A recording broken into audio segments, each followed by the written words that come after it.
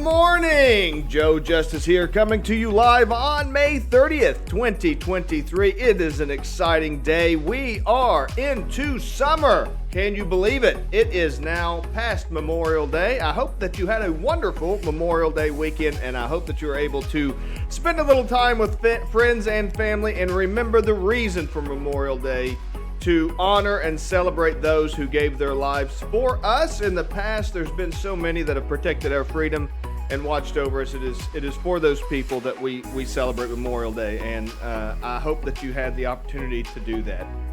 I want to let you know that I am Joe Justice, your home gym hustle hero, and I am your hero when it comes to helping push you and move you towards achieving the kind of goals that you want to achieve in your health and fitness world, in losing weight, feeling great, boundless energy, and everything that you can imagine that you want out of life, you can achieve if you put in a little bit of work and you get somebody that can help push you along the way. With that said, go to joejustice.org/join. Join my challenge group all May long. Every Monday and Friday, we worked out at 7 a.m. virtually on Zoom, and we are going to do the same thing through June. All June long, Mondays and Fridays, and I want you to join us. Go to joejustice.org/join and become part of us. So, now today I want to talk about balance, because I talked about kind of pushing yourself a little bit last week, and one of the big challenges in that is the simple fact of dealing with burnout. If you ever struggle with burnout, I want you to let me know. Drop me a comment, drop me a 1, say me, say yes, say something to that effect, because I want to know from people, how often do you get all excited? It's like, I'm going to put in the work, I'm going to hammer it and everything, I'm going to make it happen. And you do. You pull it off.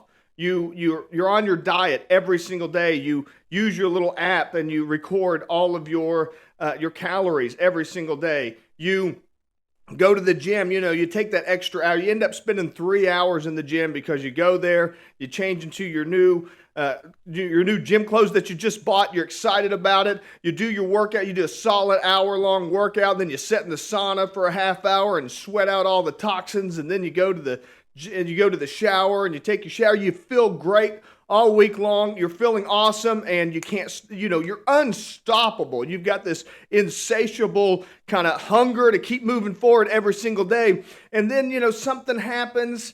One of the kids gets sick, or, you get this phone call that the 30-minute phone call that disrupts your whole day. Your whole schedule gets thrown off. Everything gets thrown out of whack. And then all of a sudden you miss one day.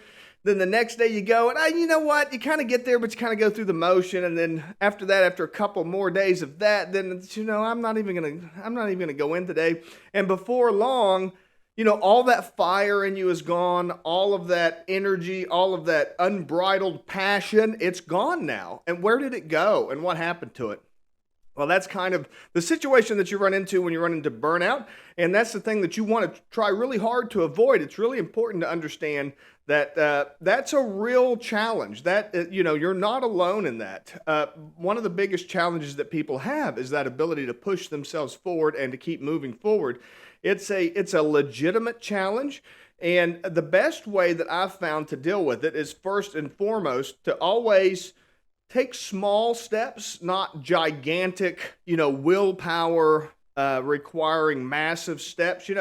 If you don't work out at all, if you don't have any kind of health and fitness background, and you decide you're going to go to the gym for 2 hours every day, the odds are you're going to end up falling off within a month. That's just the way it works. Same thing as if you are used to the standard American diet, the SAD diet, which is, lots of breads, crackers, candies, fast food, the kind of stuff that you get in the center of the grocery aisle, the stuff that, lasts on shelves for a long time, that kind of standard diet that people get used to. If you're used to that and you're going to go to a meat and vegetable diet, something that's a little bit healthier, then you're going to do it like totally, you're going to commit to it, you're going to, go whole hog, and you're going to just white knuckle through the cravings.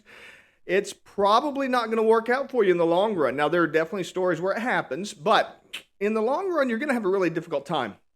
So let's talk about balance for a second. Actually, this week, all week long, I'm going to be talking about balance, because balance is really where you find the ability to move forward with this kind of stuff. So I want to really dive into balance, and to kind of get us started this week, I want to start with Aristotle.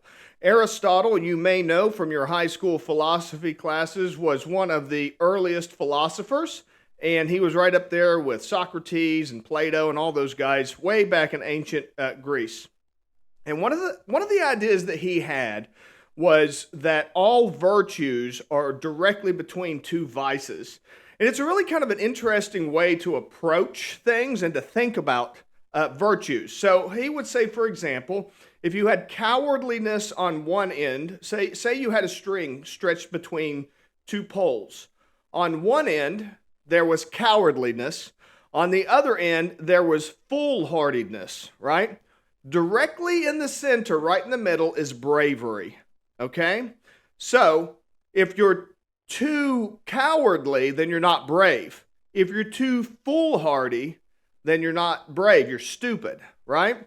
So it's right there in that middle. And if you can find that middle, that's where you want to be. That's where you're in the virtue zone.